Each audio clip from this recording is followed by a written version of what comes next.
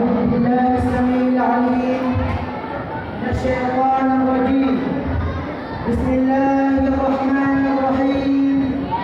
الحمد لله الذي علم بالقلم علم الإنسان ما لم يعلم، والصلاة والسلام على معلم الناس الخير نبينا محمد بن عبد الله وعلى آله وصحبه وسلم تسليما مزيدا. أما بعد، السلام عليكم ورحمة الله تعالى وبركاته. Waalaikumsalam. Bago simulan ang aking maikling muhadara, ay pinapasalamatan muna natin ang Allah subhanahu wa ta'ala dahil nakaabot tayo sa maligayang araw.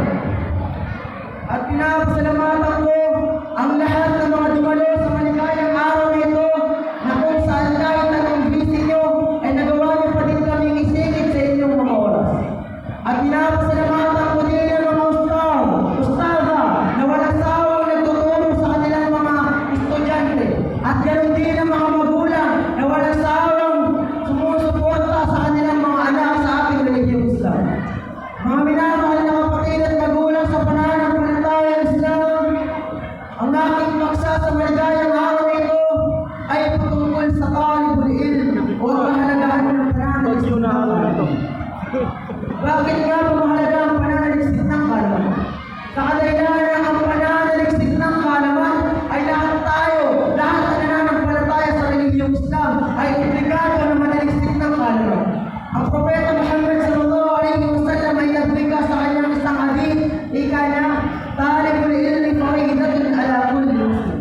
Katotohanan na ang pananalisip ng kaalaman patungkol sa Islam ay obligado sa lahat ng nananampalataya sa relihiyong Islam.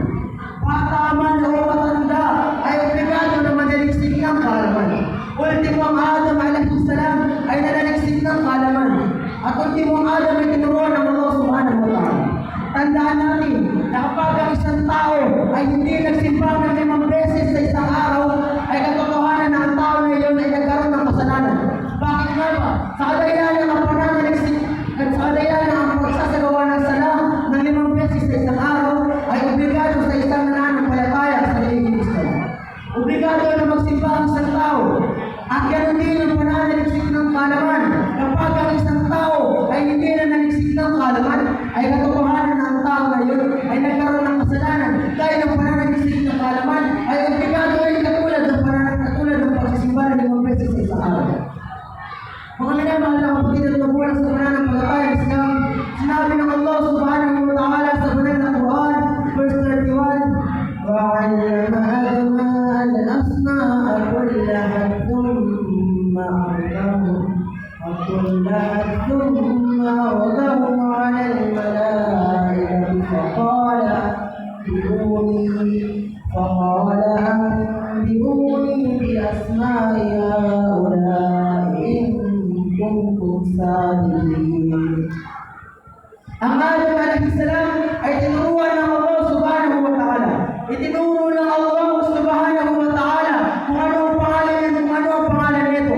Lahat yan ay itinuro kay Adam alaihi salam. Nagdahil lamang sa ilm, nagdahil lamang sa kaalaman, ay tinuruan ng Allah subhanahu wa ta'ala ang Adam alaihi salam. Nung matapos na tinuruan ng Allah subhanahu wa ta'ala si Adam alaihi salam, ay Allah subhanahu wa ta'ala ay nagtanong sa kanyang mga malaika. O aking mga anghel, o aking mga malaika, isa-isa inyo nga sa akin kung ano ang pangalan nito, kung ano ang pangalan nito. Ano ang sagot sa kanya ng kanyang mga malaika, ng mga anghel? Subhanaka la ilma lana illa ma 'allamtana innaka antal alim. Malawalhati sa iyo ya Allah.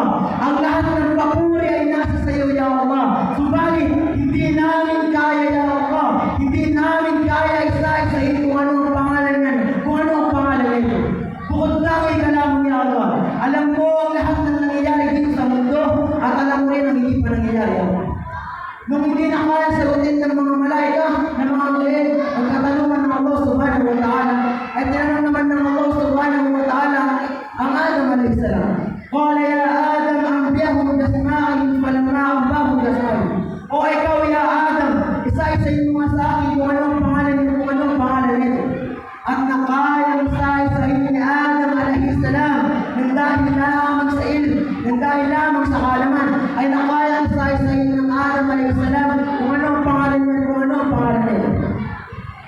At nang dahil doon ay sinabi ng Allah subhanahu wa ta'ala, o aking mga anghel, magpatira pa kayo kay Adam alaihissalam, yang sa kadahilanan si Adam alaihissalam ay merong kaalaman. Mga minamahal na kapatid at magulang sa pananampalataya ng Islam, tayo ay manaliksik ng kaalaman dahil maraming benepisyo ang matatanggap ng isang tao na nanaliksik ng kaalaman. At isa na dito ay ang mga anghel ay binababa nilang kanilang mga pakpak bilang isang tugon sa isang tao na nanaliksik ng kaalaman. Sinabi ng Propeta Muhammad sallallahu alaihi wasallam, innal malaikata taqatru ajnihataha ad-bintali bintali bil-ilm wa innal alim wa yastaghfir lahum man fis samawati wa ma fil ard wal kitabi jawabullah. Katotohanan ng ang mga anghel ay nilalapag nila ang kanilang mga pakpak bilang tugon sa isang tao na nanaliksik ng kaalaman. At tunay na ang maalam, ang may kaalaman, ay hihingi ng kapatawaran ng sino mang nasa kalangitan at ganoon na rin ng sino mang nasa kalupaan at pati na rin ng mga isda sa kanila. Mga minamahal na kapatid at magulang sa pananampalataya ng Islam, kapag tayo na naliksik ng kaalaman, ay hinihiling ng mga ipon sa langit, hinihiling ng mga baka, hinihiling ng mga manok, o ya Allah, patawarin mo ng tao na yan, dahil ang tao na yan ay nananaliksik ng kaalaman, ng buhay sa kanyang kalooban na hindi magpapakita ang tao lang. At kapag ang isang tao ay nananaliksik ng kaalaman, ay papadaliin sa kanya ng Allah subhanahu wa ta'ala ang daanan patungong paraiso ng Allah subhanahu wa ta'ala. Sinabi ng Propeta Muhammad sallallahu alaihi wasallam, man salaka tariqan yaltamisu fihi ilman, sahala Allahu bihi tariqan ila jannah. Sa malapit na ito mahulugan, katotohanan ng papadaliin ng Allah subhanahu wa ta'ala ang landas patungong paraiso ng isang tao na nananaliksik ng kaalaman. Kapag tayo nananaliksik ng kaalaman, ay papadaliin sa atin ng Allah subhanahu wa ta'ala ang pagpasok sa kanyang paraiso. Marahil dito ko na nagtatapusin ng aking maikling maganda. Pagpasensyahan na kung meron akong sabing mali, sa kadahilan ng mga isang simple tao lamang. Assalamualaikum warahmatullahi wabarakatuh. Wala. Takbir! Okay, Raisa, Bapak.